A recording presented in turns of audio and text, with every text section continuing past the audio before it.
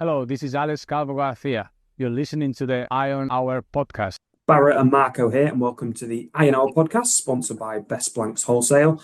Iron fans, I'm sure you're aware that the four owners of Scunthorpe United recently appeared at the Iron Trusts AGM to answer questions from Trust members.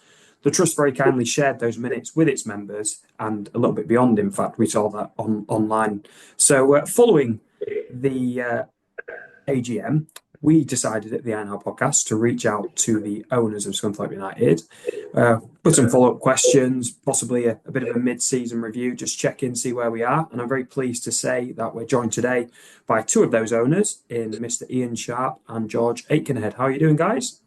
Good, thanks. Good, thanks. Yeah, very well, thank you, mate. Good to be here. Yeah, thanks for having us on. No, thank you for giving us your time. As I say, we of course had the Trust AGM where you were very kindly gave up your evening and educated a lot of fans. But there's a couple of points that I wanted to dig a little bit deeper and just see if we can, for those that maybe weren't at the AGM or aren't Trust members, and as I say, just some follow-up questions. So I'll kick off with the obvious one, and whoever wants to take this one, feel free to jump in. But of course, the big rumours coming out on social media last week and a little bit past that were involving MyFootball, the concept of people buying into the club through MyFootball, and the potential that this in fact caused a rift amongst board members. So the question is there any truth to those rumours? And are you all pulling in the same direction? 100%. Not a chance. It's not causing a rift. We're actually quite excited about going forward with it to a certain degree. Obviously, we've got a few details to sort out, but we seem to have got quite a few of these. We're ganging up and trying to do all this with the board. 100%, the board is all together. We might have the odd disagreement in the board, but that's only for the good of the club. It's nothing to do with what's obviously been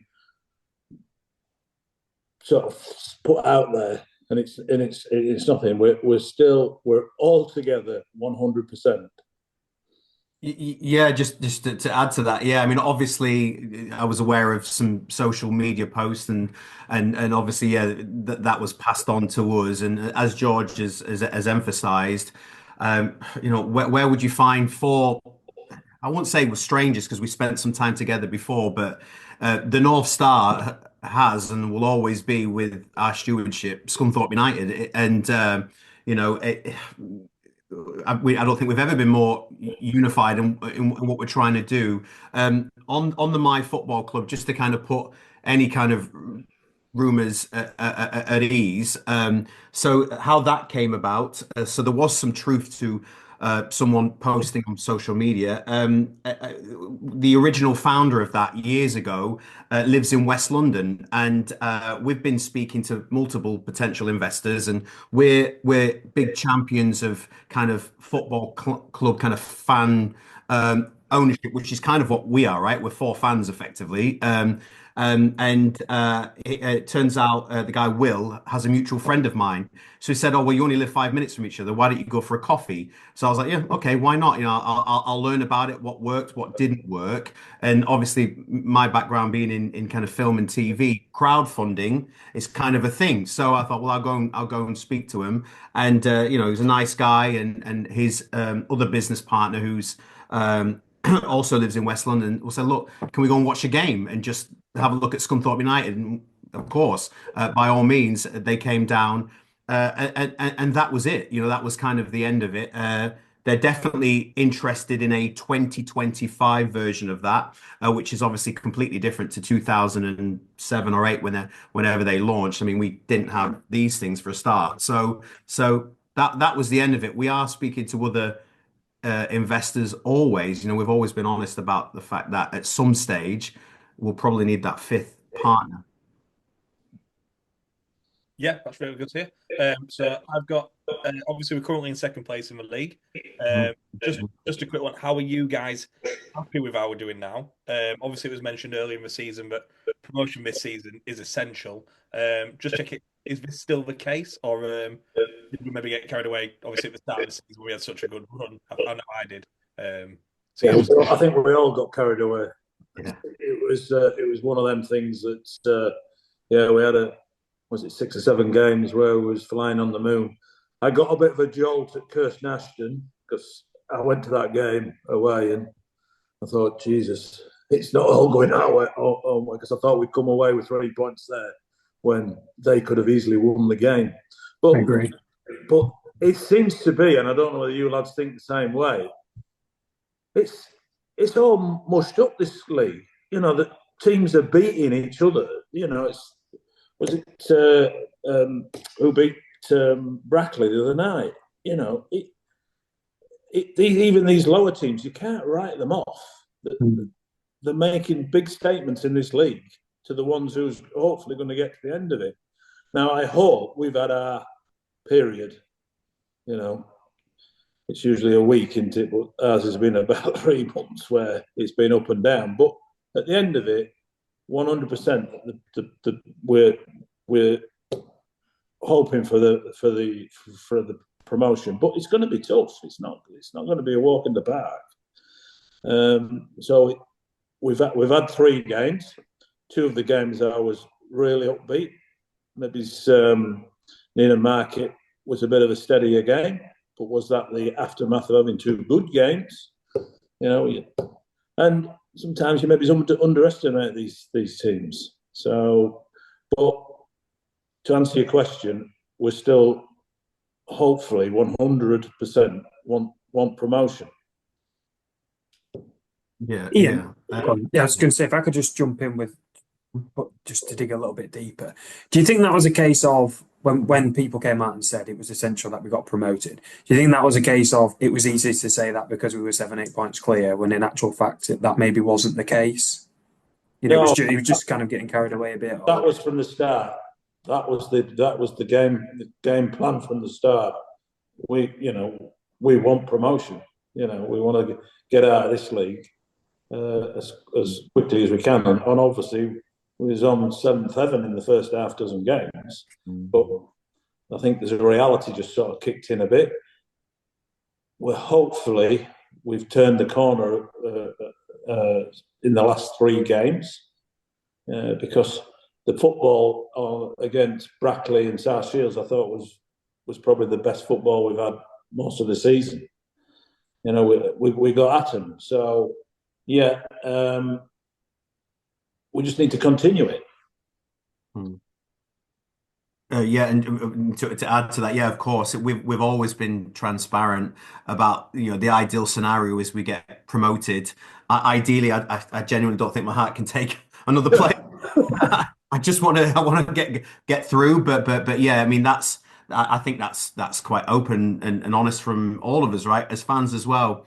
Promotion is important. It's not essential in the fact that the club goes under. Obviously, the club will be around if we don't get promoted. But I think it's just right to be honest, right? Yeah, absolutely. The objective is to get promoted for sure. At the Trust AGM, of course, it was mentioned that there's a £65,000 deficit every month, and that the board were effectively covering this shortfall themselves. Now, we spoke at the start of this about the need possibly for outside investment. What is the long-term plan to either reducing that deficit, as we say, or seriously procuring some kind of external funding? Because, of course, fans are going to be worried who may pop up and chuck money into the club, because I don't know what this means, but it has to be the right kind of investment. Absolutely, 100%. There is people out there that, would put money into the club, but with all different, and we don't want any more of them. What they want, they want sort of prestige and I think some of them have got a bit deluded. They think that they're going to build a club up and sell it on. There is that sort of it. We don't want that sort of investor. But we've got things going. Hey, it's not nice sort of having to find money every month. It's not even if it's there every month, it's not the right way. If I didn't see there was a future, it would have to stop. And the future is there's some light at the end of the tunnel, but we've got to get there. There's some actually investment into the infrastructure to actually achieve and close that gap that we've got forward. We've got like that. It's an operational thing. We reduced the debt when we first went in, with obviously some donations and other revenue streams. We reduced it, but we didn't realise that at first the operational debt. We've got circa 800,000 in season ticket money and gate money and things like that. Then we've got commercial, which is probably about 350, 400,000. We've sadly lost out on hospitality. That's been, not one of the better things going forward this year or last year. So we end up that it costs in a circa again of about 2 million to run the club. Now you could say, well, we could reduce that. We'd inherited obviously an expensive squad, but even if you reduce the squad we would still be losing money. So we need to get our heads on with going forward to see how we can sweat the building. I mean, there's 23 home games, and if you're lucky, you get 5 or 6 cup games. That's 30 games. There's 365 days in the year that we're not using the club at its top. So the things that we're doing going forward, it actually excites me because I think that's the thing that's going to close the gap. And if even if these other things like what we're talking about with my football doesn't go ahead, we've still got other things in the pipeline. So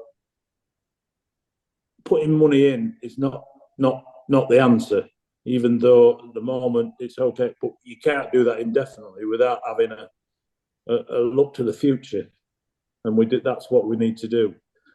And we're getting there. We've made some mistakes. We've even as a board, we haven't made the right decision all the time, but we're learning. That's the big thing. And the object's still the same as what it was when we took over, to get this club back to where it was.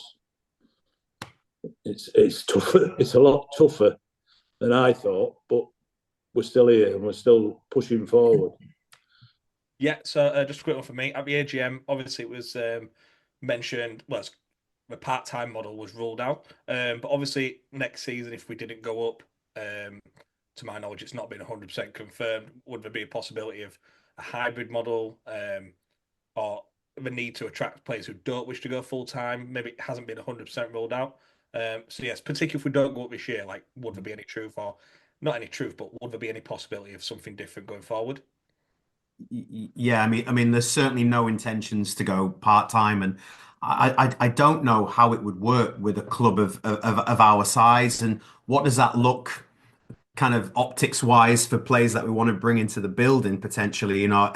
That's never really ever been on the table. If I'm honest, the hybrid thing, I don't quite fully understand that anyway. So is that a combination of full-time and part-time players? Again, I'm not just sure on the logistics of how that could work. I mean, full-time, what is that? An extra day or two training anyway, more maybe FaceTime with the coaches and the team. No, I think we've got the infrastructure, we've got the capabilities, and we've set, if we don't go up, hopefully we do, well, then we go again next season. So, and you're seeing, I mean, there's several teams now in our league that are going full time and are already full time, and that's the same in the equivalent in the Southern leagues as well, the National League South. So no, I mean, there's no intention to change that. There was obviously a freeze on the head of recruitment role, which was advertised following Lee Turnbull's departure from the club. Rog went on BBC Radio Homicide over the festive period to say that that vacancy had been temporarily frozen. A lot of fans would say that this is a position which needs filling, and pretty quickly, if we're to start our long-term recruitment strategy. As again, to my knowledge, it's almost as though we don't have one active scout kind of working for the club. First of all, am I right in that assumption? And And again, some fans would say that with the vacancy of the head of hospitality, it's almost been seen that this might be more important to the club than the recruitment role. Yeah, I mean, regarding scouts, then obviously we have the football management side, the Andy's, Johns, etc. Ross, even now, bless him, he's going out there scouting. We do have a network, like we do. I've heard it mentioned that we have no football experience in the building. It's just not true, and it's a very, very small industry. You can very quickly establish relationships and contacts. If you're involved in a club like Scunthorpe United, you can pick up the phone to a lot of people. Yeah, yeah, of course, a head of recruitment is a priority.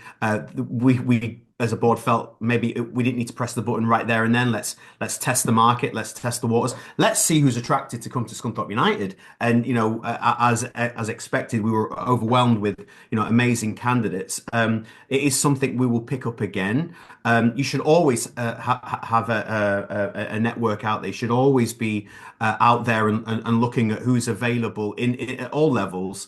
So that is definitely a role that we will fill sooner or later. And going back to the hospitality, arguably that's a very important role too, right? You can do two at the same time. So it's not one or the other. They're both massively important. But yeah, no, we're constantly, like I say, it's a very small industry, and the benefit of being relatively new to it is actually everyone kind of lets you in and has a look at what they're doing. That's been amazing, really, is as a new owner or new owners at a consortium, how many people go, yeah, that's amazing what you're doing at the club. Come and see what we do and see if it works, and vice versa. We have clubs that reach out to us that are potentially wanting to go full time, and we're sharing our experience on that. So, but I think it's been evident over the last 10 years or so, right, that recruitment probably has maybe not been at the level that it's needed to be. So now we're trying to address that, and that's no disrespect to anyone that's been in the past. It's just moving forward. I think times have changed. So yeah, 100%. So might have been for George. So obviously it was mentioned again. It was mentioned at the AGM, but the pitch clearly isn't in a great condition at the moment. George, you can take that one. Yeah. So how do we stop this happening in the future? I think that was mentioned, obviously, with a plan. And what we're going to do to prevent further damage this season. Someone said it takes 8 weeks to relay over the off season. So just sort of a little update on that. I can't get my mute off. Oh, sorry, I have. No, yeah, the pitch has been a bit of a bone of contention. I mean, I don't know whether you know the history of it. We're brand new to this, and we've got to hold our hands up. We got a contractor in at the beginning that said that it could be done. The big thing that never happened was they never did any aftercare. So we've always been catch up with the pitch. We've had obviously the council's been in trying to resurrect it. Unfortunately, it is what it is, and we're trying our best to. But the one thing you can be sure, it ain't going to happen again. This is not going to happen again. We're just on with doing an SLA with the council, who's going to take over the full management of the pitch. I've been told we're going to get a Champions League pitch. Well, yeah. I don't know whether that will be sand-based or... I hope not. I never knew Scunny was a seaside town. It is now. It's it's been well, I've had it in the neck, especially from Andy for quite a while now, and we've actually been let down on several occasions. It's been very frustrating, but we're on it now. Hopefully it'll be a lot better than it was 2 or 3 weeks ago. We've had a bit of time off it. It's been sort of prepped up a bit, and hopefully you'll see a bit of a difference before when we get back on when's the next game? Kirsten Ashton in it at home. But that's where that is. You got any other tricky questions? But yeah, there's a few more. This next one, I'll probably go to Ian first off, and then if you want to jump in, George, feel free to. So, as you may or may not know, my son was actually in the Scunthorpe United Academy, and when it closed, that was obviously something that was quite close to my heart. It's very frustrating for me, as a first and foremost as a fan, to see that we still don't have any form of junior football affiliated to the club. Now, in my mind, this doesn't necessarily have to be an academy; it could be anything at all. I actually think you could monetize junior football if you affiliate it with the club, because not being an academy opens so many doors in terms of sponsorship and opportunity that way. So the fact that we're in the second season now of your ownership, I guess I'm still a little bit frustrated that we haven't had a big update on what the junior football strategy is going forward. Because, of course, this is crucial to the long term plan of the club. These are the feeder players, right? Mhm. How old's your son, out of interest? He is 13. Right. Yeah. I mean, look, losing the academy is it's awful, isn't it? You know what I mean? We were watching it from the side. That it was devastating to see that. I mean, I would say that we have. You're not aware of the 780 connection because there is. Yeah, we've read about that. We saw, was that in November that was announced? I can't remember Yeah, I think it was. around there. Yeah. So look, I mean, a pathway for our young players to get into professional football and obviously ideally Scunthorpe United is critical. It's essential, and the 780 kind of connection there. I mean, so for maybe the audience that are listening that don't quite know who they are, obviously they're a very established grassroots team in the area that over many years has developed players that have gone off into professional football, and they have a connection to John Leggett College, which obviously is a very well established kind of college in the area. When that academy was closed, Doncaster, Lincoln, Grimsby, you name it, rightly so in a way, they came in and they offered a pathway for, and you can't begrudge the kids to go and continue into football. I have a 10-year-old who's desperate to be a footballer, so I understand the devastation, Andy, that you must have gone through, mate. It would, broken my heart.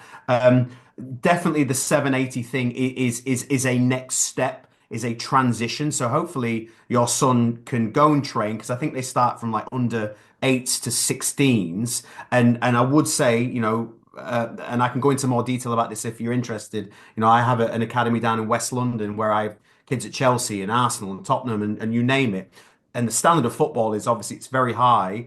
And when I go to John Leggett and watch 780, I'm equally as impressed. So there is talent absolutely in the area, and we need to retain that talent. Don't lose that talent to other clubs. And 780 is a transition. It's almost like a pathway, a middle ground into keeping those boys and girls in football. At some stage they might want to go into further education, hence the connection to John Leggett College. But ultimately, it's kind of for want of a better term, a stopgap until we can get the time, the resource, the bandwidth to then go into full academy. Because rest assured, like, even as a business, you need a player trade model. That's what we would do in the past, right? We would buy players for X amount and we would sell them at that amount. So by all means. But I hope your son's still in football, right? Is he still playing? Is he still involved? Yeah, he's still play. He's a goalkeeper actually. Okay. I don't want to bore the listeners. Sorry to hear that. couple of clubs are Right. having a look at him at the Oh, minute, great. but, Oh, great. so the point stands, like I say, the junior football is something that it's not just me because there's that connection there, but a lot of fans think we need to see more. And that 780 possibly need to understand a little bit more about that as well. I mean, I do remember the press release when it came out, but for me, as I say, the big opportunity now is the freedom you get with not being an EFL club and the fact you could monetize junior football. And I just feel like we miss a trick there sometimes.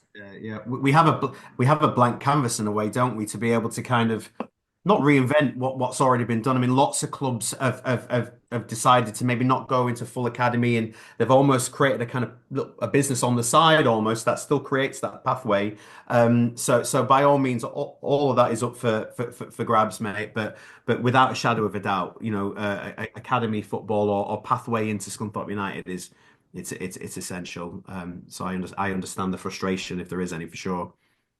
Yeah, I mean, this is my question, but a good example of that's like obviously the situation that Farsley are in currently. They're having to actually use a lot of their Yeah. youth, which isn't great. It's not ideal. But no one wants to see. Let's say we're not in that position, mate. No, and look, let's hope we never do. You won't want that to happen to anyone, but it is good that they do have that in place. Even a team at this level, arguably a lot smaller team than us.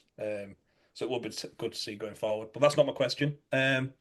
My question is, obviously, the matchday experience gets talked about a hell of a lot on social media. Rightly so. At the start of the season, the club tried to bring most of that in-house. So obviously, we lost Smoking Goat and everything. Since then, Smoking Goats and Henry Sports Bar have been brought back in. Basically, is this a short-term solution or is this a long-term strategy going forward for the club? And obviously, how would that have an impact with the current vacancy of a hospitality manager? Obviously, I know it got mentioned AGM, but just to clear up a little bit. Yeah. Do you want me to do that, George? Are you happy to step in, mate? Yes. Well, obviously, it's not gone too well for us with the hospitality, the experience, and it's been lack of having the proper staff to actually push that forward. Now, that's why, as I talked earlier about this going forward and putting all these things, having the calendar full of things. So when you're at home on a weekday, and we want it so that you say, "Oh, I wonder what's on at Scunny this week." That needs to be that all these gaps. We have obviously we're still sort of going down the road of this concert in May. Now that's gone a lot further than it did last year. So we're still hoping that that's going to happen. But not only that happened, but we need other things to fill in either side. I mean, we had 2 Christmas dues in last year, and they were just a disaster because it wasn't properly organised. Now, getting the right person in the hospitality is obviously crucial to how we're going forward. We have obviously Smoking Goat or Henry's who's doing it at the moment, and they're doing a good job. So long term they could be the long term, but we haven't made them decisions until we get the structure in. We need to get the structure in place first, and that's critical. Okay, next one is, there was a lot said about Quibble Park and the possibility of that being brought into the kit. I'll be honest, I don't understand what's going on with Quibble Park. I've never understood. There's been so many confusing messages, most of it born out of speculation rather than what the club have been reported. So what's the actual state of play on that? Yeah, well, the kick, obviously, we did that for the ground, to secure the ground. And it sort of lent itself for, because Quibble Park's been quite obsolete, hasn't it? It's never really been a sort of a venue. And going back to your point of the academy, my dream would be to put some pitches down there and run an academy from Quibble Park. But at the end of it, we've got to sort of secure, at least the council are quite willing to try and put it into the kick. So, and a part of that is then getting grants, but it's not going to happen overnight. It's going to be 2 or 3 years before we can get that into some sort of state where we're using it as an academy. I'd love to see. And they talked about having like a gym down there, Costas, so people go there as actual sports centre, and it has got the potential of that. But to be fair, we've had other priorities to try and just sort the club out. That's been on the back burner sort of thing for a while now, and it's still there, but the potential's still there as well. But like I say, we've just had other priorities going forward. So that's what it is. That it's just an underutilised piece of ground that we could potentially have what you said, a proper academy, women's football. That racquetball, is it? And all of that. There's all that to be done. So yeah. So my last one. Obviously, last season we tried a few beanbag games on Tuesday nights and foul ones. Obviously, I'm on DAZN now on DAZN. Is there a possibility we could see a lot more of this this season or moving on next season? Just obviously, fans that things are tight at the minute can't afford to travel to the longer away game, especially if we went up where it's not regionalised. If there's more chance of us seeing this. Yeah, mate. For sure. I think again that's another. If we had the manpower or the bandwidth, we'd be doing that all the time, right? I mean, that's just such a no-brainer. There's so many low-hanging fruits at that football club, which we've not. It's not for want of wanting to do it. It's literally just, as George has touched on there. It's like, oh, every day there's another thing that we have to deal with, and things are still coming out of the woodwork. It's full on. Like I think me and George and the other owners would admit, like we're putting in way more time than we expected, and that's fine. You know, we embrace it and we're enjoying the challenge. But it's just we touched on that at the AGM, at the Iron Trust AGM. It's we have to focus our time and resource onto certain things. But yeah, mate, anything like that is a no-brainer, and we open that up to fans. Like if you guys have got any ideas, come and knock on the door. You know, the more the merrier. Oh, Marco's got some ideas, but they usually all involve Stella. Oh, really? Come on, mate, bring it. Bring it. Yeah. Okay, last one for me, and then we'll let you guys go off. As I say, we do appreciate your time today, so thank you for joining us. My final question would be, what would be your message to Iron fans who are listening to this when they're looking at, they're getting a bit nervous about possibly the fact our league position and how some performances have been this season, and reconciling that with, I guess, our history of the last couple of years and kind of the stability that we've at least got. What would your message be to fans? Oh, that's pretty deep. What would you say? Trying to think. I mean, what would be nice, again, this is from my perspective, if we can kind of not forget the past, but kind of, and I mean the recent past, but kind of move on. Like, that was a while ago now. Now we're trying to create our own history, right? Our own future, and learn from that. At the same time, that would be a big thing for me, and ultimately, like, please, if you see these posts on whatever platform, X or Facebook or whatnot, like just judge us on what we're actually doing, not what's been speculated by anonymous accounts or whoever on social media. Just like you can see how close we are, you can see that we're all in it for literally the right reasons. I'm contradicting myself a little bit here, but the club was like a day from going, so it was a case of like we all kind of felt obligated to do our bit. I couldn't have lived with myself if I didn't at least give it a go, So yeah, I mean, just believe in what we're trying to do at Scunthorpe United. We're not going to get everything right. We're going to disagree, and absolutely we should disagree because that's healthy. But ultimately, we all, are fans like yourself. We're custodians. We just want to make sure that the club is around for another 125 years. That's my feeling. And look, get behind the team. I know it's frustrated if we're, form has dipped off a little bit, or and I get it. You're seeing crowds of 4,000, sometimes 5, whatever. Like the football, we're trying to get to that level, and I can assure you, like supporting them and getting behind them, I promise you, it makes a huge difference. And when that Dre end is on fire, it literally is a cliche 12 man, so thank you for the support you guys have consistently done as a fan base. I mean, you guys have turned up in incredible numbers. When I tell, it's funny, obviously I live in London, and I wear the brand everywhere. Like, I always want people to know, and people do genuinely come up and talk to me and they go, oh, you're League One, right? Or League. I'm like, no, no, no, no, no. Oh, you're National League. I'm like, no, no, no, no. But then I talk about the positives, about the fact that look at the fan base and they're like, wow, you're getting that. I mean, we should be so proud of that. That is an incredible achievement that we all have played our part in. So just from my perspective, I'm just eternally grateful for that, because we couldn't do it without you. Do you know what I mean? It's that black and white. Do you know what I mean? So just stick with it. Well, on my part, I'm a fan as well.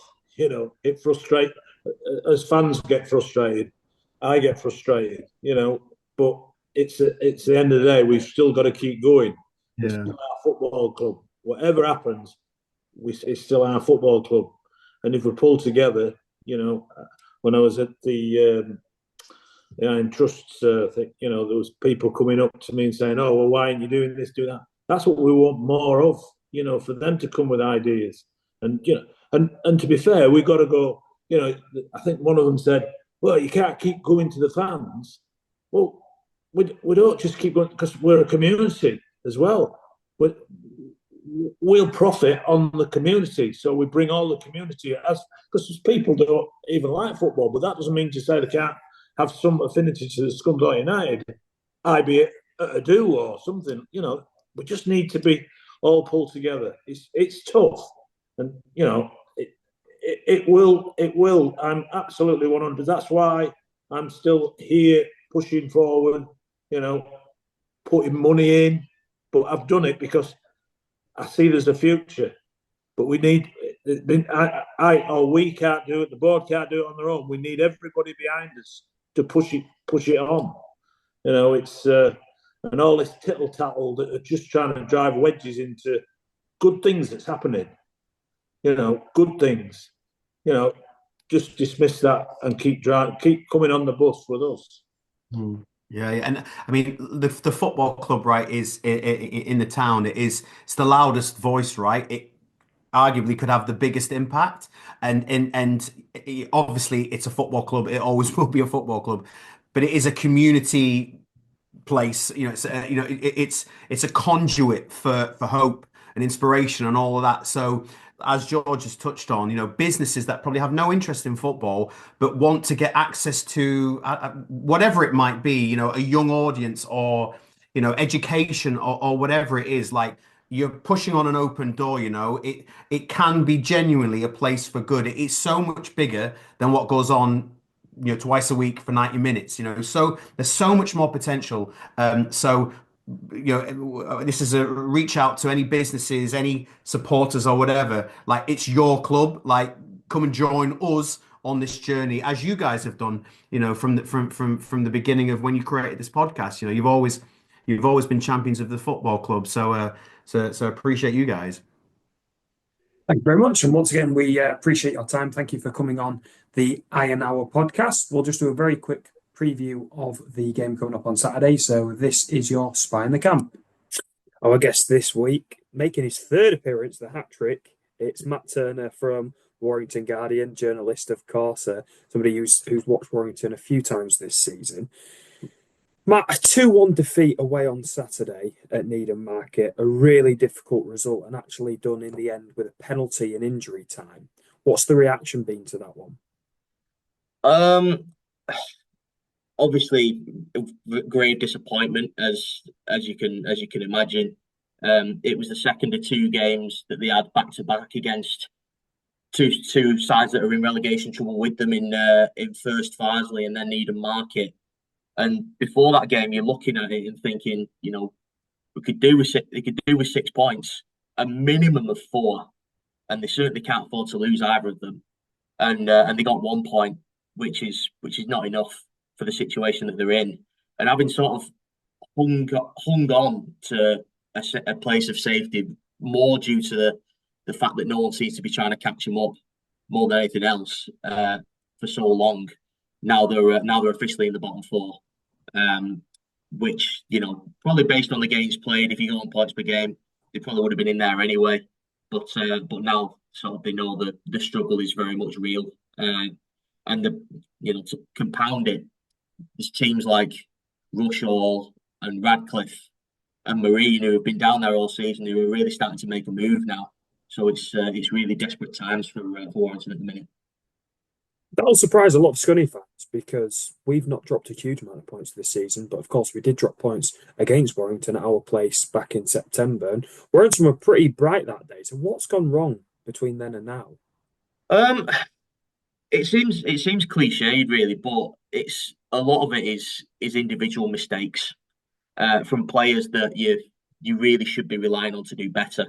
Like if you take Saturday for example, you've got Peter Clark, who's a veteran of nearly 1,000 professional games, 42 years old. He's been there since he done it. He gives a needless penalty away when he's got his opponent facing the wrong way from goal, going nowhere near goal, and he just dives in and gives a stupid penalty away. And that's the sort of thing that's been sort of compounded really. And also, perhaps bigger than that, they can't score goals. It's that simple. And if you don't score goals, you don't win games. They really struggle to score from open play. I can't remember the exact stats, but I think it's certainly in single figures for goals in open play over certainly the past 2 or 3 months. And that's not enough. It's like I say, if you don't score goals, you don't win games. And there seems to be a sort of acceptance at the minute whenever you go to a Warrington game, that if the opposition go 1-0 up, that's it. It's game over. The absolute most you're getting out of this is a point, and that's if you keep the back door shut. And they're not tending to at the moment. So yeah, it's easy to see where the problems lie, unfortunately. You mentioned there about a lack of goals. I've got some stats here to hand. Only 23 goals scored so far this season.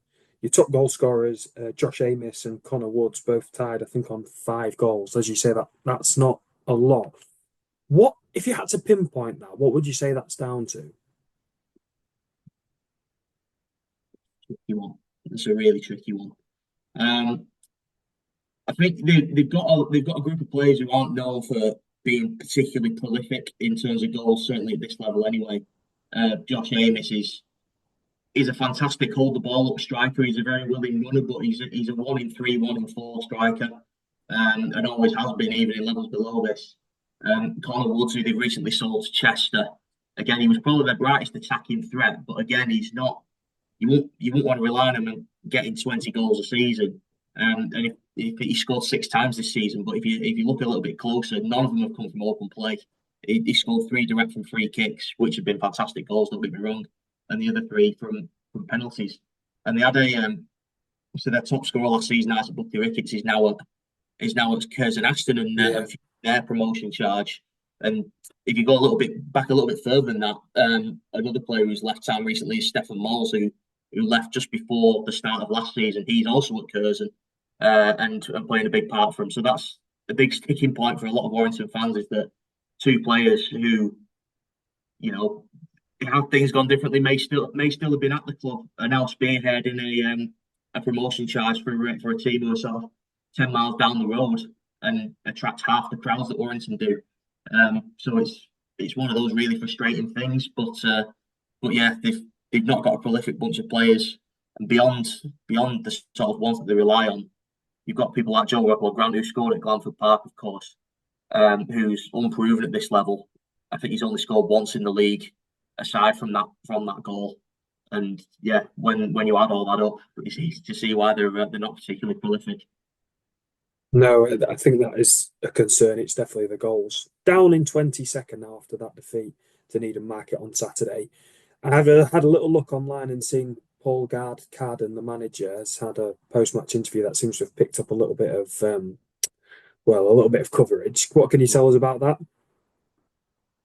It's a difficult watch, to be honest, Barra. I mean, I've known Paul for going on 10 years now. He was at Warrington for 5 years before he left for AFC Telford, and then came back at the back end of last year for a second spell. So I've known him a long time, and to see him sort of look as deflated as he did, and I guess it's natural, you ask someone to speak to the press after watching your team lose 2-1 to a contentious last-minute penalty to a relegation rival, having travelled 200 odd miles to do so. You could ask the question, how else are they going to look? But he's always sort of very, very calm in his dealings with the media, and he was again. But you could tell the emotion on his face, and you could tell he's a little bit aghast as to what more he can do. He's got his hands tied a little bit in terms of bringing players in. There's not a king's ransom to play with, and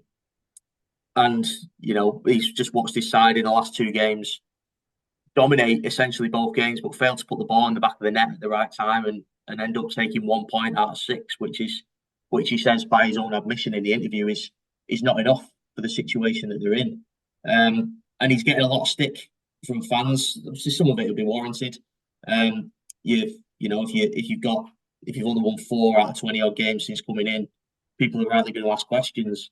But you know, a lot of it's sort of ticked over into the realm of abuse. You know, I wasn't there on Saturday, but you hear things of him sort of going over to applaud the fans and being sort of drowned out by abuse and heckles. It's just not great on a human level. I mean, you understand the frustration, but it looks like it's weighing heavy on him, unfortunately.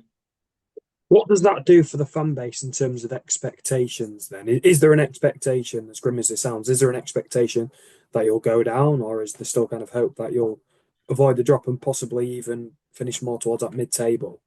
It's a bit of a mix, really. I mean, I think even mid-table might be a bit of a push at the minute, because if you look at the table, they're sort of increasingly being cut off from even that lower mid-table section, and you're looking at probably the best they can maybe do is 18th. Which, don't get me wrong, I think if you'd offered them 18th in August, I think they would have taken it. They absolutely would have taken it, and they'll certainly take it now. But I think there's a sort of grim acceptance among Warrington fans that, you know, they are where they are in terms of the size of club they are. They're in the land of the giants, really. In terms of bringing players in at this level, you need to be able to offer one or both of these two things. You need to be able to offer them money, and you also need to be able to offer them full-time football. And Warrington can't do either. So immediately you're looking at sort of people's sloppy seconds, as it were.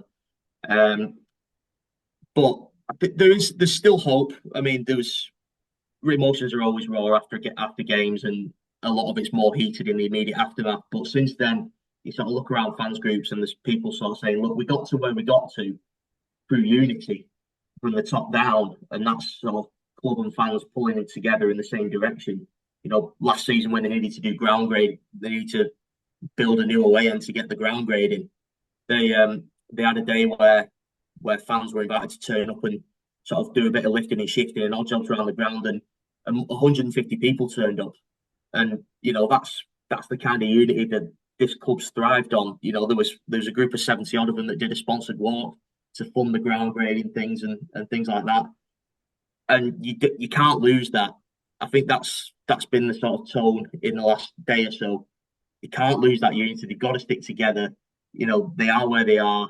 You know, the manager's not going to change. The players aren't going to change. They've got what they've got, and they need them behind them. That's the only way they're going to get out of this. So I think there's people that are resigned to it, but I think there's also a fair few who are thinking, you know, we can get ourselves out of this, but we need to do our bit if they're to do so. Well, listen, there's still lots and lots of games to be played and still lots of points up for grabs. Just finally, before you go, then, Matt, if I had to press you for a prediction on Saturday, what are you saying?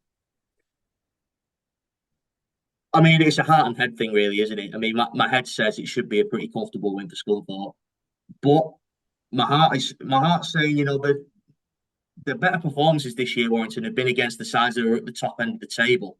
You know yourself. They took points away from Gladford Park. You know, Hereford have been to Warrington and lost. Buxton have been to Warrington and lost. Kidderminster have been to Warrington and lost. And can I just say as well, you were well deserving of a point that day. Yeah, it wasn't like it was a smash and grab. It was a fair reflection of the play. Yeah, and I think a lot of Warrington fans say that's probably up there among their best performances of the season against Scunthorpe, as well as the games against Buxton and Hereford that they really deserve to win, and Kidderminster as well. So sides that are up there at the top end of the table.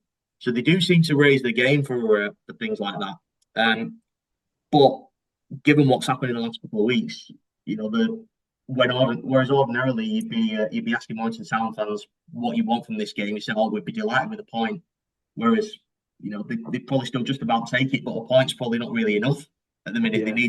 They need to win the game. So yeah, no, my heart says Warrington could nick something, but my head says it should, all things being equal, be a comfortable win for Scunthorpe. Well, that was Matt Roberts. Thank you very much for your thoughts there, Matt. No worries, mate.